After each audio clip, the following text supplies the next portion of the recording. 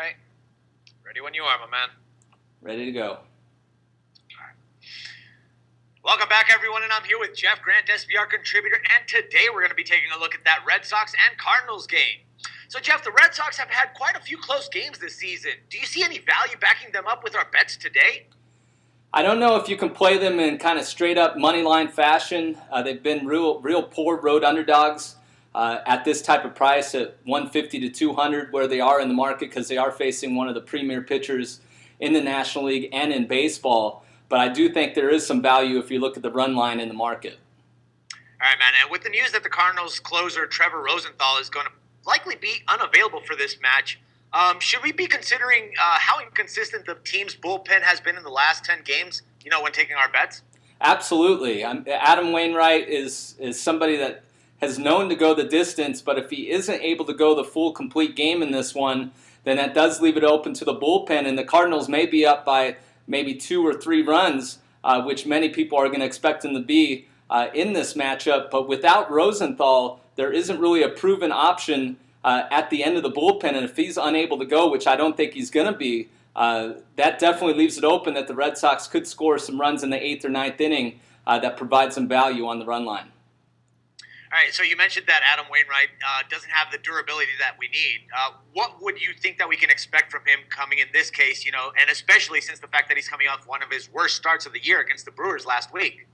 Well, he's been known as one of the more durable pitchers in the National League since he moved from the bullpen to the starting rotation a few years back. But every time a pitcher kind of goes through a rut here in the summer, it may be due to dead arm. And he's not exactly in his sharpest form. Maybe it has something to do with the fact that he was the starting pitcher in the MLB All-Star game. That may have messed up his preparation for his starts in the second half here. So Wainwright isn't throwing his best baseball, which once again gives a little bit of value to the Red Sox. All right, my man. So the value that's going to be on the Red Sox, what's the lean going to be? Is it going to be a money line player, or are you going to go on a run line game? You know what? I'm not going to go with the money line. As we mentioned at the beginning of the video, they've suffered a lot of close losses, 21-21 record in games decided by 1 run this season. So I'm going to go with the run line here. As I mentioned, if Wainwright's unable to go past the 7th inning, then the Cardinals are going to have a difficult time closing this game. So I'm going to go the Boston Red Sox plus 1.5 on the run line. All righty, Jeff. I appreciate your valuable insights, and I'll talk with you again tomorrow. Thank you. And for SportsbookReview.com, this is Dax Floyd. All right. Now we got the, the Dodgers against the Angels, right? Yes. All right. Ready when you are, man. Okay. Welcome back, everyone, and I'm here with Jeff Grant, SBR contributor, and today we're going to be looking at that Dodgers and Angels game. So, Jeff, can you give us an idea or a reason why the Dodgers have been able to improve their interleague record in recent years? It's been a problem for them in National League play having too many outfielders. Manager Don Mattingly has been unable to really get a real flow in terms of rotation between the likes of Carl Crawford and Andre Ethier to join up with Matt Kemp and, of course, Cuban star Yasiel Puig. But now that we're in an American League ballpark in this matchup, they did play at Angel Stadium last night, the Dodgers coming away with a victory. It gives Mattingly more options. So expect to see maybe Andre Ethier in that designated hitter spot, and the Dodgers have received great production when playing an American League team on the road from that particular spot in the lineup dating back to last season. All right, now, Mike Trout has been known to rise to the occasion early in his career. Do you see him doing anything special to celebrate his 23rd birthday Thursday night? He's homered on both of his previous birthdays that he's been a professional.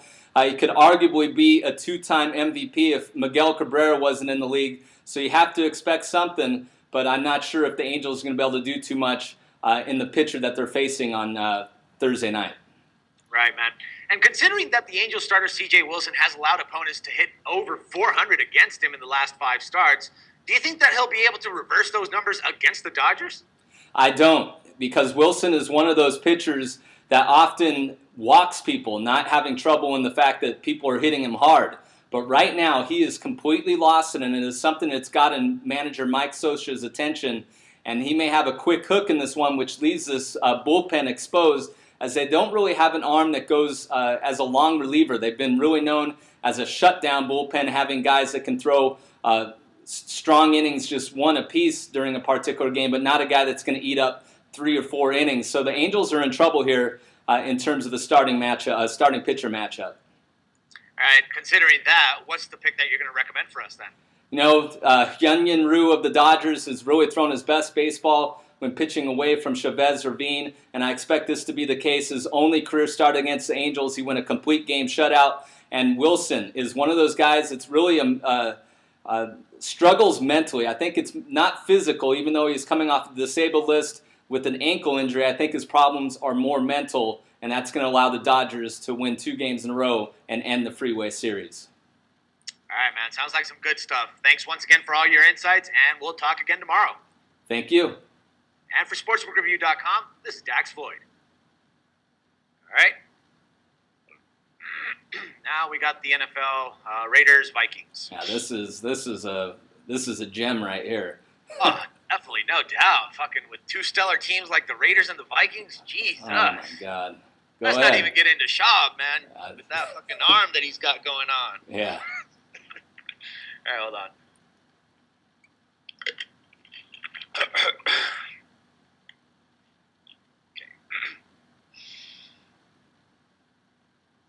Welcome back, everyone, and I'm here with Jeff Grant, SBR contributor, and today we're going to be looking at that NFL preseason match between the Oakland Raiders and the Minnesota Vikings. All right, my man, so I've kind of been hearing around the bad news that, well, shit. Start over again. Hey, welcome back, everyone, and I'm here with Jeff Grant, SBR contributor, and today we're going to be looking at that NFL preseason match between the Oakland Raiders and the Minnesota Vikings. All right, my man, so I've actually heard from the grapevine that Teddy Bridgewater has been practicing at an incredibly high level. But do you have any insight in regards to the battle between him and Matt Castle for the starting role of quarterback? I think the starting role is going to be determined by who offensive coordinator Norv Turner thinks has a better grasp of his offense.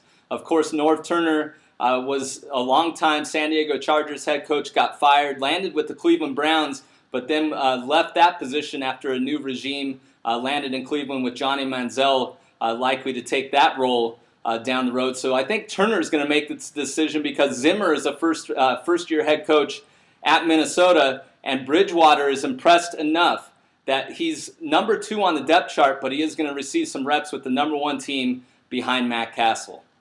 All right, man. Now let's look at the other side of the game. The Raiders, they're looking at starting Matt Schaub, for their quarterback role. But with his god-awful season last year, do you think that he could bounce back from that in Oakland? We're going to see, Dax. I'm going to tell you. The first pick 6 that he throws, maybe the last pass attempt that he throws as a professional, if it mentally doesn't allow him to mentally get past his issues of a year ago. They were making meals, restaurants, local restaurants, the pick 6 sandwich and things for Matt Schaub. So he's got to get over that. And they selected Fresno State product Derek Carr to take over the offense, a number 2 second-round selection out of Fresno State. So Schaub has a lot of pressure on him. So we'll see what happens here, but expect a lot of footballs to be thrown in the air with the Raiders trying to figure out who's going to be their signal caller of the future. Right, no doubt, man. All right, so on the other side also, we got AD, he's probably not going to see any preseason action, especially now that he's just, alone in the backfield. What do you think about that? You can't depend on handicapping Adrian Peterson in any of the 4 preseason games ahead of the schedule for the Vikings. Zimmer and Turner know that he is their bread and butter offensively, and I'm expecting him to have a lighter workload with Turner. Turner is a real capable X and O's guy as an offensive coordinator. So for those fantasy players, Adrian Peterson may not get as many touches, but he may score more touchdowns if the offense is able to, if the quarterback position is able to handle the concepts that Turner brings. But don't make Peterson part of the equation when handicapping the team during the exhibition schedule. No doubt, my man. So what do you think that's going to happen in this game? I mean, are we going to have a low-scoring game, high-scoring game? Should we go for a team in particular?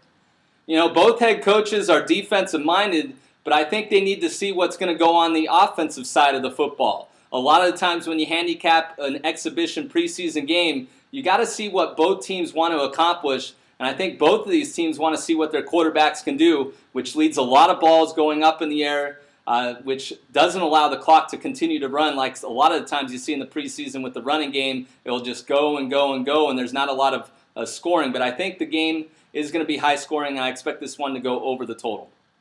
All right, my man. Sounds like some good stuff, Jeff. Once again, thank you very much for all your insights, and we'll talk again tomorrow.